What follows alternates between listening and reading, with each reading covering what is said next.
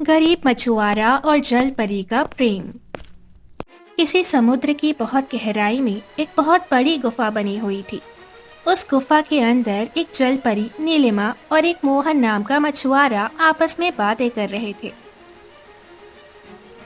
नीलिमा, मैं अपनी आगे की जिंदगी तुम्हारे साथ बिताना चाहता हूँ। क्या हमारा प्रेम सफल नहीं हो सकता? मोहन, मैं भी तुमसे बहुत प्रेम करती हूँ, लेकिन हमारी जिंदगी बहुत अलग है। तुम एक इंसान हो और मैं एक जल परी। तुम समुद्र के अंदर नहीं रह सकते और मैं समुद्र के बाहर नहीं रह सकती। हम दोनों के बीच प्रेम तो है, लेकिन हम कभी एक साथ नहीं रह सकते। क्या इस गरीब मछुआरे और जल परी की प्रेम कहानी सफल हो पाएगी? आखिर इन दोनों के बीच प्रेम हुआ कैसे? ये सब जानने के लिए हमें कहानी में थोड़ा पीछे चलना होगा। आज से करीब 7 साल पहले जब मोहन सिर्फ 15 साल का था, तब वो अपने पिता और अंधी दादी के साथ महाराष्ट्र के एक गांव में रहता था। एक रोज जब मोहन के पिता मछली पकड़ने जा रहे थे, तब पिताजी, अब मैं बड़ा हो गया हूँ। मैं भी आपके साथ मछली पकड़ने चलूंगा। मोहन बेटा, अभी तो इतना बड़ा नहीं हो गया कि अपने पिता के साथ मछली पकड़ने जाए। समुद्र में बहुत लंबी लंबी लहरें आती हैं, तुझे वहाँ खतरा हो सकता है। दादी, आपको तो दिखाई भी नहीं देता। आपको कैसे पता कि समुद्र में बड़ी बड़ी लहरें आती हैं? बेटे, तुम्हारी दादी जन्म से अंधी नहीं है और माँ बिल्कुल सही कह रही है। इस समय समुद्र में बहुत खतरनाक लहरें चल रही हैं। जब तुम सच में बड़े हो जाओगे, तब मैं खुद तुम्हें मछली पकड़ना सिखा दूंगा। इतना बोलकर मोहन के पिता समुद्र में मछली पकड़ने चले तो गए, लेकिन करीब आधी रात हो गई। वो वापस ही नहीं आए। मोहन और उसकी दादी परेशान हो रहे थे, क्योंकि बाहर बारिश भी हो रही थी और तूफान भी बहुत तेज आया हुआ था। दादी, मुझे बहुत डर लग रहा है। इतनी रात हो गई, पापा अभी तक नहीं आए। बाहर बहुत तेज बारिश हो रही है और तूफान भी चल रहा है। मैं पापा को देखकर आता हूँ। नहीं बेटा, इतनी तेज तूफान में तू समुंदर के पास मत जा, वरना मैं अकेली रह जाऊंगी। ऐसे ही धीरे धीरे पूरी रात बीत गई, लेकिन मनोहर के पिता वापस नहीं लौटे। अगले दिन मोहन खुद समुद्र के पास अपने पिता को ढूंढने गया, पर उसे उसके पिता कहीं नहीं मिले। पिताजी, पिताजी कहाँ हो आप? लगता है ये समुद्र मेरे पिताजी को खा गया। पिताजी कहाँ हो आप? काफी देर तक मोहन वहीं समुद्र के पास भटकता रहा, लेकिन उसके पिता की कहीं कोई खबर नहीं मिली। जब वो वापस अपने गांव लौटा तो देखा सारे गांव वाले सरपंच के साथ बैठे हुए थे। उसकी दादी भी वहीं पर बैठी हुई थी। अरे दादी, आप यहाँ पर क्यों बैठी हुई हो? इससे पहले कि उसकी दादी कुछ बोल पाती, उस गांव के सरपंच राणा सिंह ने कहा, मोहन बेटा, कल रात कई मछुआरे उस समुद्र से वापस नहीं लौटे। हम सब वही बात करने के लिए यहाँ पर बैठे हैं। सुबह बहुत सारे लोग उस समुद्र में मछुआरों को ढूंढने गए थे, पर मछुआरे कहीं नहीं मिले। सभी को पता है उस समंदर में एक भक्षक रहता है। कल रात तूफान आया होगा और उस तूफान में वो भक्षक हमारे सभी मछुआरों को निगल गया होगा। वो समंदर एक भक्षक है। ये सुनकर मोहन जोर जोर से रोने लगा। नहीं, ऐसा नहीं हो सकता। दादी, इनसे बोलो ना, ऐसा नहीं हो सकता। पिताजी मुझे मछली पकड़ना सिखाने वाले थे। काश मैं भी आज उनके साथ चला गया होता तो अच्छा रहता। वो समुद्र मुझे भी निगल गया होता।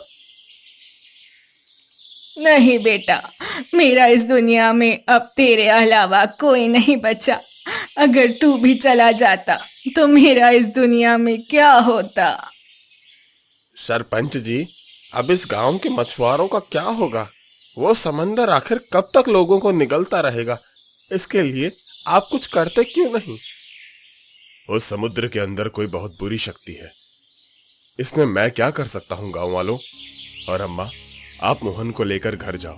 यहाँ पर वो रहेगा, हम लोगों की बातें सुनेगा तो वो परेशान होता रहेगा। उसे यहाँ पर बार बार अपने पिता की याद सताती रहेगी। ठीक है सरपंच साहब। मोहन बेटा, चलो यहाँ से चलते हैं। दादी मोहन को लेकर वहां से चली गई। धीरे धीरे रात हो गई। मोहन ने किसी तरह खाना बनाया और अपनी दादी को खिलाया। खाना खाने के बाद आंगन में ही दोनों जमीन पर लेट गए। दोनों दादी पोते लेटे लेटे उस खतरनाक समुद्र के बारे में बात करने लगे। दादी, आप फिक्र मत करो। पिताजी नहीं रहे तो क्या हुआ, मैं हूं ना आपका पोता। पिताजी ने मुझे मछली पकड़ना नहीं सिखाया तो क्या हुआ, मैं खुद मछली पकड़ना सीख लूंगा। ये सुनकर उसकी दादी घबरा गई। नहीं बेटा, तू मछुआरा नहीं बनेगा। अपने बेटे को तो खो ही चुकी हूँ, अपने पोते को नहीं खोना चाहती। दादी माँ, आगे की जिंदगी काटने के लिए मुझे मछुआरा बनना ही पड़ेगा। यहाँ पर और कोई दूसरा काम भी नहीं है। मैं अपने पिता की विरासत को आगे बढ़ाऊंगा। आप बिल्कुल फिक्र मत करो, मैं समुद्र के किनारे खड़े होकर ही मछलियां पकड़ूंगा। समुद्र की गहराई में मैं जाऊंगा ही नहीं, और जिस दिन मौसम खराब होगा उस दिन मैं घर से ही नहीं निकलूंगा। अब तो ठीक है ना दादी? ठीक है बेटा, पर जो भी करना संभल कर करना। जब भी समुद्र के किनारे जाने का मन करे, एक बार मेरा चेहरा याद कर लेना बस। अगले दिन से ही मोहन मछली पकड़ने वाला जाल लेकर समुद्र में मछली पकड़ने जाने लगा। वहीं पर एक टूटी फूटी नाव पड़ी थी। उसने अकेले ही नाव चलाना भी सीख लिया। कुछ ही सालों में मोहन समुद्र की गहराई में उतरने लगा और बड़ी बड़ी मछलियां पकड़कर लाने लगा। एक रोज वो बाजार में मछली बेच रहा था। ताजी ताजी मछलियां ले लो, ताजी ताजी बड़ी बड़ी मछली ले लो, झींगा मछली ले लो, हर प्रकार की मछली मेरे पास मिलेगी। तभी उसके पास कुछ ग्राहक आना शुरू हो गए। अरे मोहन बेटा, तुम तो अपने पिता से भी अच्छी अच्छी मछलियां पकड़ कर लाए हो। मुझे एक ये बड़ी वाली मछली दे दो और 2 किलो झींगा मछली दे दो। ठीक है काका। तो इस तरह मोहन भी अब एक मछुआरा बन चुका था। वो मछली पकड़कर अपनी जिंदगी बिताता था और अपनी अंधी दादी माँ की सेवा किया करता था। पर उसके दिल से अपने पिता की याद अभी तक मिटी नहीं थी। खैर, धीरे धीरे वो जवान हो गया। एक रात उसने अपनी दादी से पूछा, दादी, सरपंच राणा सिंह और इस गांव के लोग भी ये कहते हैं कि उस समंदर में एक भक्षक है। उसी ने मेरे पिता को निगल लिया। क्या सच में समुद्र के अंदर कोई भक्षक है? आप तो इस गांव की इतनी पुरानी महिला हो, आपको तो पता ही होगा कुछ ना कुछ। दादी? मोहन, अब तू बड़ा हो गया है, इसीलिए मैं तुझे सच सच बताती हूँ। ऐसा कुछ भी नहीं है। उस समंदर में जो भी है वो भक्षक नहीं बल्कि रक्षक है।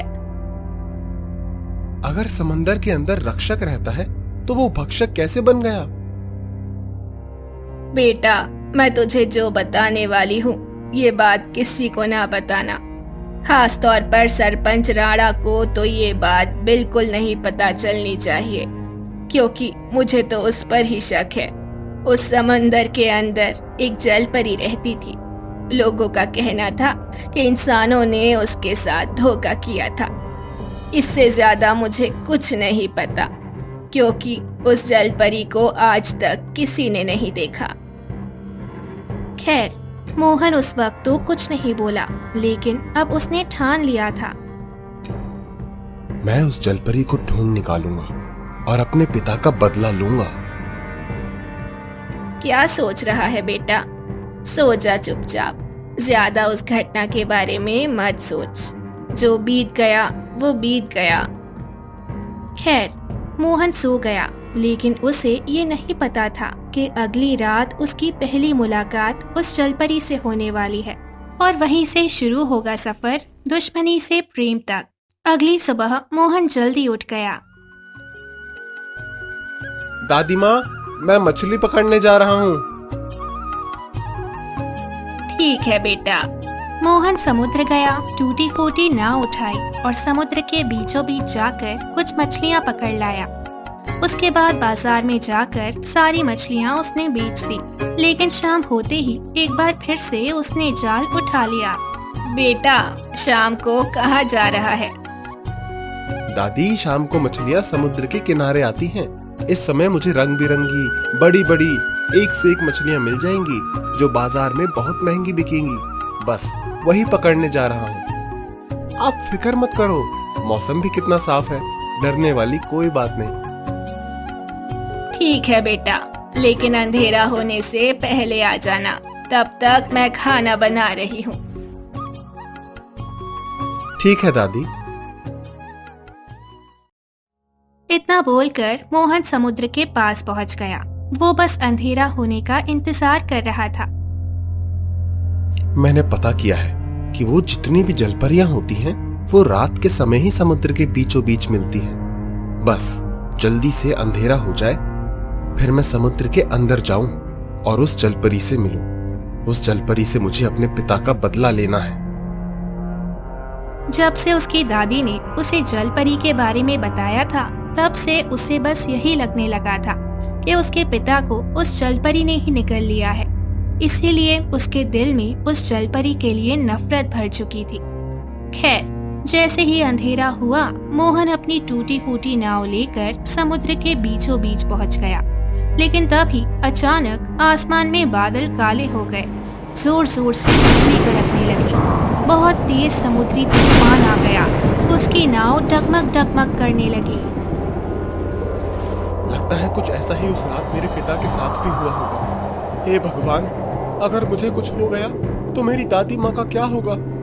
लगता है ये सब वो जलपरी ही कर रही है। एक बार मेरे सामने आ जाए, फिर बताता हूँ उसे।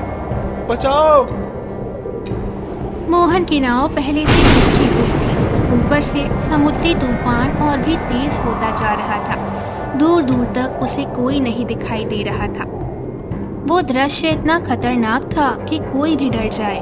आप बस एक कल्पना कीजिए कि आप समुद्र के बिल्कुल बीचों बीच हो और बहुत तेज समुद्री तूफान आ गया है। कैसा लग रहा है आपको? जिन लोगों ने असल में समुद्र देखा होगा, वो मोहन का डर महसूस कर पा रहे होंगे। खैर, उस नाव में धीरे धीरे पानी भरने लगा और उसके अगले ही पल एक तेज लहर आई और उसकी नाव समुद्र के अंदर डूब गई। बचाओ! कोई है? दादी माँ, मुझे माफ कर देना। मैं आपको छोड़कर पिताजी के पास जा रहा हूँ। मोहन डूबता हुआ समुद्र की गहराई में उतरता जा रहा था। तभी मोहन को महसूस हुआ कि किसी ने उसे पकड़ रखा है। जब उसकी आंखें खुली तो उसके सामने एक खूबसूरत चेहरा और नीली नीली आंखें थी। एक जलपरी ने उसे अपनी गोद में थाम रखा था। इसकी नीली नीली आंखें कितनी खूबसूरत हैं। यकीन नहीं होता कि इतनी खूबसूरत जलपरी ने मेरे पिता को मुझसे छीन लिया। खैर, जलपरी मोहन को लेकर समुद्र की गहराई में बनी एक गुफा के अंदर लेकर चली गई। वहां उसने मोहन को खुद से अलग किया। जिसकी मुझे तलाश थी, आखिर वो मुझे मिल ही गई। इसका मतलब तुम मुझे ही ढूंढ रहे थे, पर क्यों? कितनी मीठी आवाज है तुम्हारी, लेकिन अंदर उतना ही जहर भरा हुआ। तुम कहना क्या चाहते हो? मैं कुछ समझ नहीं पा रही हूँ। मैं सब कुछ जानता हूँ तुम्हारे बारे में। तुम एक भक्षक हो। न जाने कितने मछुआरों को तुम निगल गई। 7 साल पहले मेरे पिता को भी तुम खा गई। देखो, तुम मुझ पर गलत इल्जाम लगा रहे हो। एक जलपरी ऐसा कभी नहीं कर सकती। तुम अपने पिता के बारे में, अपने गांव के बारे में और खुद के बारे में सब कुछ शुरुआत से बताओ। उसके बाद ही मैं तुम्हें कुछ बता सकती हूँ। मोहन ने खुद के बारे में, खुद के गांव के बारे में और अपने पिता के बारे में सारी घटना बता दी। उस तूफानी रात के बाद मेरे पिता कभी घर नहीं लौटे। हमें तो उनका मृत शरीर भी नहीं मिला। तुमने ऐसा क्यों किया? हाँ, मुझे याद आया। उस तूफानी रात को मैंने तुम्हारे पिता को बचाने की कोशिश की थी, ना कि उन्हें मारने की। लेकिन तभी कुछ इंसानों ने तुम्हारे पिता पर हमला किया और वो समुद्र की गहराई में डूबते चले गए। वो इंसान असल में मुझे पकड़ना चाह रहे थे, इसी वजह से मैं उनसे छुपकर भाग गई और तुम्हारे पिता को ना बचा सकी। तुम्हें क्या लगता है तुम एक कहानी सुना दोगी और मैं तुम्हारी कहानी पर यकीन कर लूंगा? मुझे इस समुद्र से निकालो, मैं जा रहा हूँ, वरना तुम मुझे भी भगवान के पास पहुंचा दोगी। मेरी दादी घर पर अकेली है, मेरे सिवा उनका कोई नहीं है। तुम मेरी बात मानो या ना मानो, लेकिन जो भी मैंने तुमसे कहा है वो बिल्कुल सच है। तुम्हें अगर मेरी बातों पर यकीन नहीं है तो मैं उसके लिए कुछ नहीं कर सकती। खैर, मैं तुम्हें समुद्र के बाहर निकाल देती हूँ। जलपरी ने मोहन को अपनी गोद में उठाया और समुद्र के बाहर लाकर रख दिया। मोहन आधी रात को सुरक्षित अपने गांव वापस चला गया तो देखा उसकी दादी रो रही थी। पहले मेरा बेटा मुझे छोड़कर इस दुनिया से चला गया, अब शायद मेरा पोता भी नहीं रहा। अरे दादी, क्यों रो रही हो? मैं आ गया हूँ। मैंने आपसे कहा था ना, आप मेरी फिक्र मत करना, मुझे कुछ नहीं होगा। मोहन को सही सलामत देखकर उसकी दादी बहुत खुश हुई। खैर, मोहन उनके पास गया और उन्हें गले लगा लिया। मोहन बेटा, तू ठीक तो है ना? आधी रात को तू वापस आ रहा है। तूफान भी शुरू हो गया था तो मैंने सोचा कहीं तेरे साथ भी वही घटना तो नहीं हो गई। दादी, घटना तो मेरे साथ भी कुछ वैसी ही हुई, लेकिन मैं बच गया। आपने जिस जलपरी के बारे में बताया था वो जलपरी मुझे मिली, पर जैसा कि आपने कहा था कि वो भक्षक नहीं रक्षक है, वो सच में रक्षक ही निकली। उसी ने मुझे सुरक्षित समुद्र से बाहर निकाला, लेकिन फिर भी मुझे उसी पर शक है। बेटा, अगर तुझे वो जलपरी मिली है तो तुझे धीरे धीरे खुद पता चल जाएगा कि उस जलपरी ने तेरे पिता को नहीं मारा, बल्कि वो तो रक्षक है। वो बेचारी खुद समुद्र में फंसी हुई है। दादी, मुझे लगता है आपने लोगों के मुंह से उस जलपरी के बारे में एक झूठी कहानी सुन रखी है, वही आप मुझे बता रही हो। लेकिन चिंता मत करो, मैं पता कर ही लूंगा कि क्या सच है और क्या झूठ। खैर, मोहन खा पी कर सो गया, लेकिन रात में उसे सपने में बार बार उसी जलपरी की नीली नीली आंखें दिखाई दे रही थी। जैसे ही वो सुबह सोकर उठा, वैसे ही बार बार मेरा मन उस जलपरी से मिलने का क्यों कर रहा है? क्या वो मुझे दोबारा मिल पाएगी? इस बार मोहन दिन में ही नाव लेकर समुद्र के बीचों बीच पहुंच गया, लेकिन इस बार सरपंच के मुनीम ने उसे देख लिया। ये मोहन समुद्र के बीचों बीच क्या करने गया है?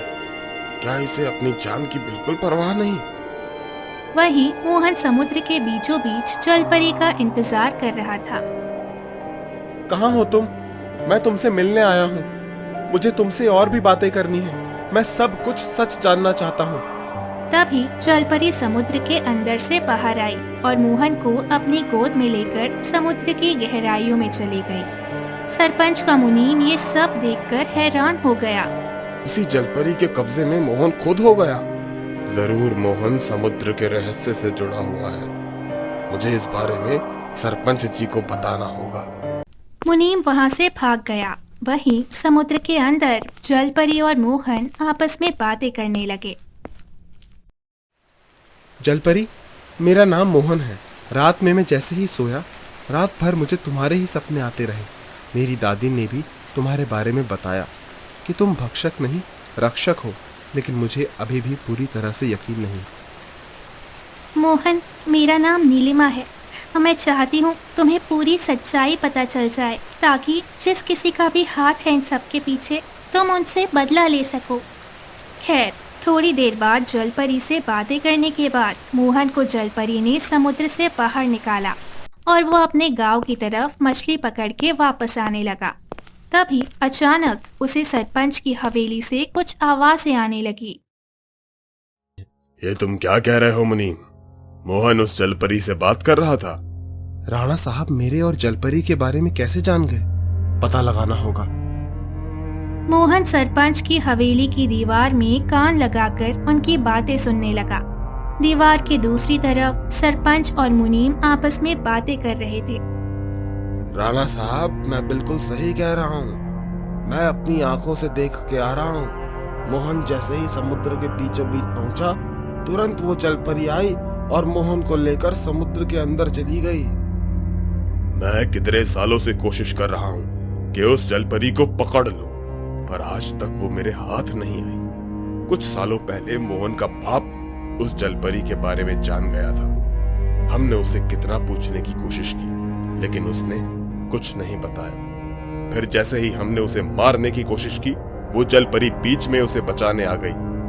जब हम जलपरी को पकड़ने लगे तो मोहन का बाप जलपरी को बचाने की कोशिश करने लगा।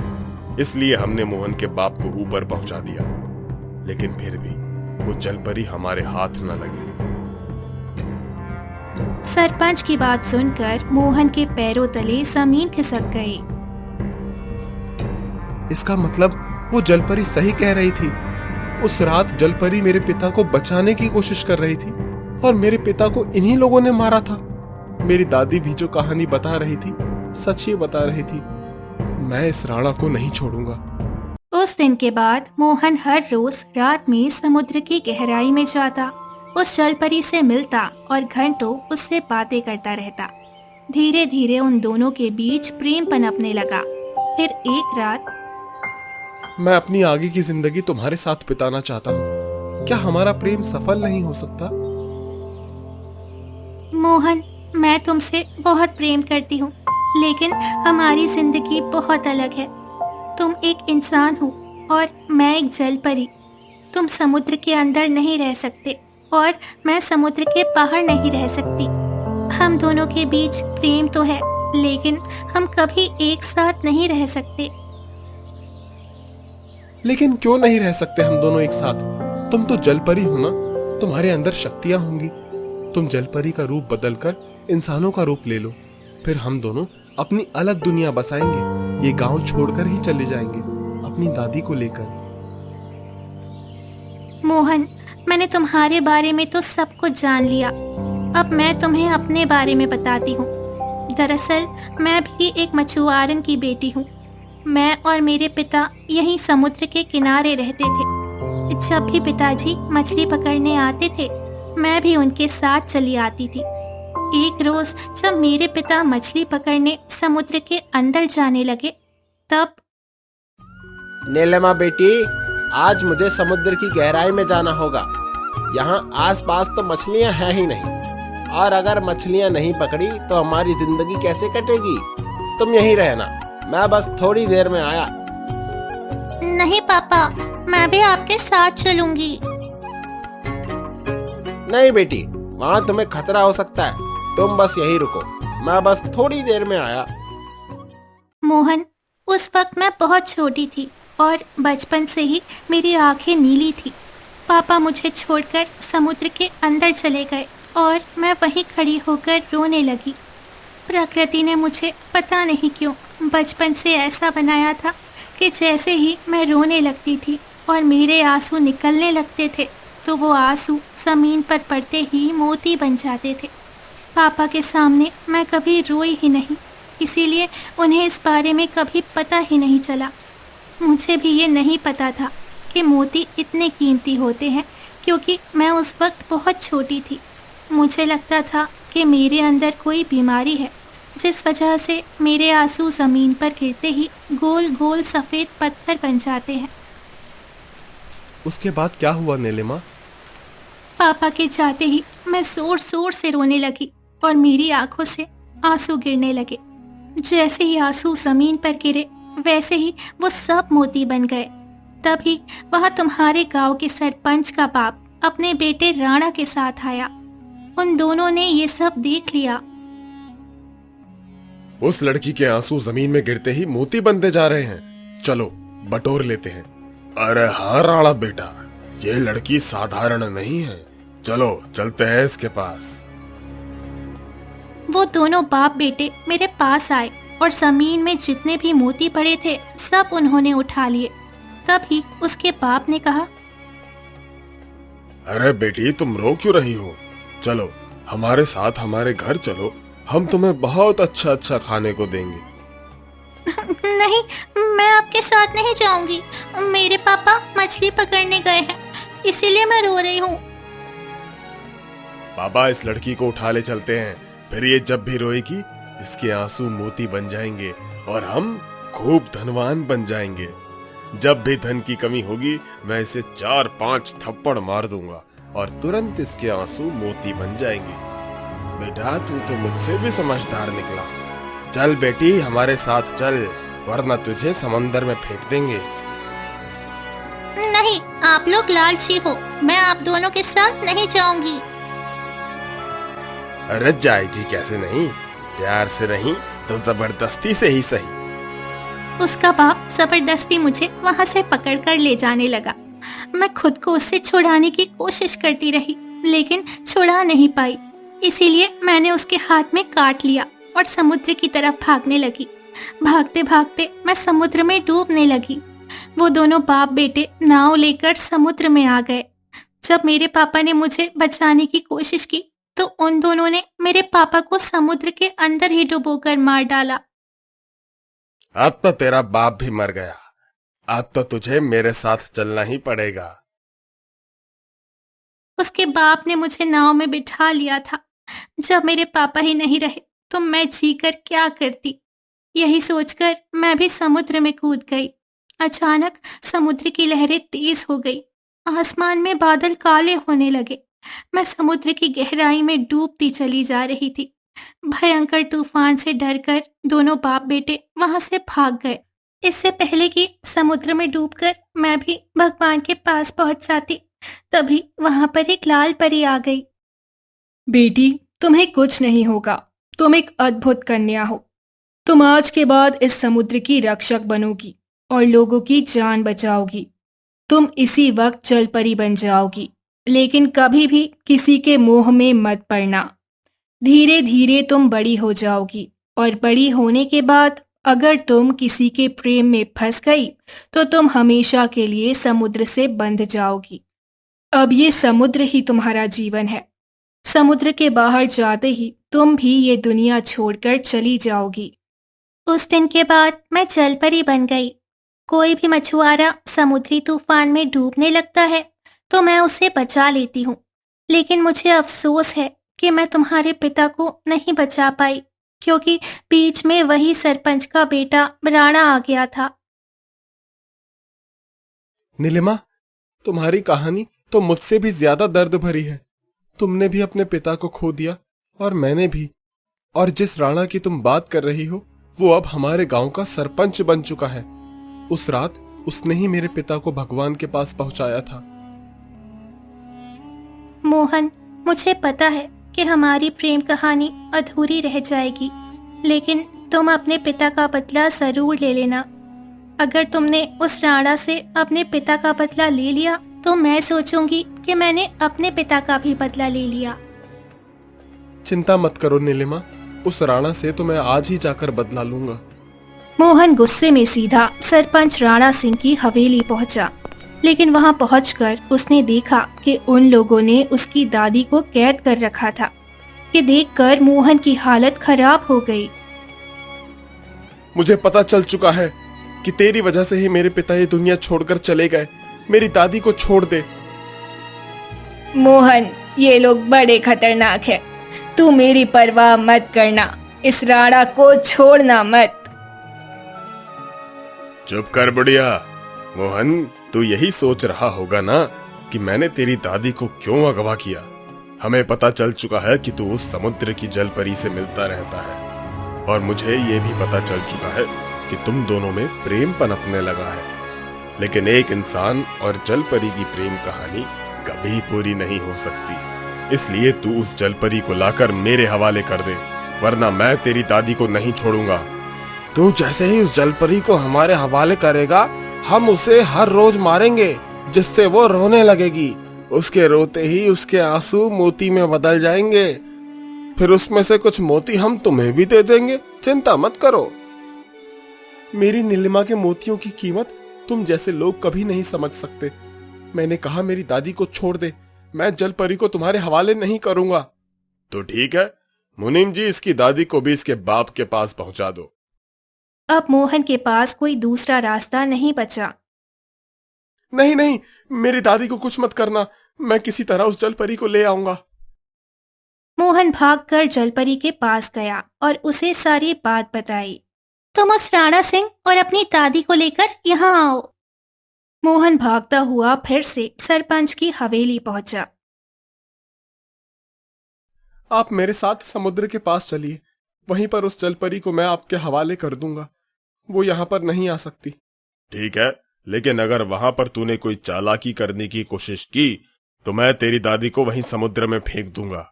मुनीम, तुम भी चलो मेरे साथ। सारे लोग नदी के किनारे पहुंच गए।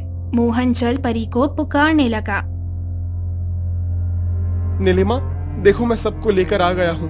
अब तुम खुद को राणा साहब के हवाले कर दो, वरना ये मेरी दादी को नहीं छोड़ेंगे। उसके इतना बोलते ही समुद्र के भीतर से जल परी के साथ साथ वो लाल परी भी बाहर निकली, जिसने नीलिमा को जल परी बनाया था। तुम्हें क्या लगता है सरपंच कि आज तुम्हारी तलाश पूरी हो गई? नहीं, आज मेरी तलाश पूरी हुई है। मुझे तेरी ही तलाश थी। तुम बहुत बड़े पापी हो। तुमने ना जाने कितने मछुआरों को ऊपर पहुंचा दिया लालच के चक्कर में, लेकिन फिर भी तुम्हें ये जलपरी नहीं मिल पाई और ना ही आज मिलेगी। इतना बोलते ही उस लाल परी ने एक जादुई जाल पकड़ लिया और उसी जाल में मुनीम और सरपंच को फंसा दिया। समुद्र के अंदर चली गई। इतने में नीलिमा एक साधारण इंसान बन गई और वो भी समुद्र के बाहर आ गई। अरे नीलिमा, तुम वापस से एक साधारण इंसान बन गई। इतने में वहां पर फिर से लाल परी आ गई। मोहन और नीलिमा, आज तुम दोनों का बदला पूरा हो चुका है। सरपंच और उसका मुनीम भगवान के पास पहुंच चुके हैं। तुम दोनों का प्रेम बहुत पवित्र है। आज के बाद तुम दोनों हमेशा साथ रहोगे और नीलिमा, तुम्हारी वो शक्तियां तुमसे कोई नहीं छीन सकता। जब भी तुम्हारी आंखों से आंसू निकलेंगे, तुम्हारे आंसू मोती में बदल जाएंगे। अब तुम लोग खुशी खुशी अपनी जिंदगी बिताओ। आपका बहुत बहुत धन्यवाद लाल परी। मोहन, अब हमारा प्रेम भी सफल होगा। हम दोनों जल्द ही विवाह करेंगे। दादी माँ, आप खुश तो हो ना? आज मैं सबसे ज्यादा खुश हूँ इतनी अच्छी बहू पाकर। आज उस पापी सरपंच से पूरे गांव को आजादी मिल गई है। चलो पूरे गांव को ये खुशखबरी देते हैं। गांव जाकर उन लोगों ने सारी सच्चाई गांव वालों को बता दी। गांव वाले बहुत खुश हुए। रात में नीलिमा रोने लगी और उसके ढेर सारे आंसुओं से ढेर सारे मोती इकट्ठे हो गए। वो मोती बेचकर ढेर सारा धन उनके पास इकट्ठा हो गया। सबसे पहले उन लोगों ने अपना अच्छा घर बनवाया। उसके बाद धूमधाम से शादी की। उसके बाद जब भी गांव में किसी को जरूरत पड़ती, मोहन हर किसी को पैसों से मदद करता। तो इस तरह दोस्तों, जीत हमेशा अच्छाई की ही होती है। अच्छाई का फल बहुत मीठा होता है, इसीलिए हमेशा अच्छाई करते रहिए। बुराई की तरफ ध्यान भी मत दीजिए।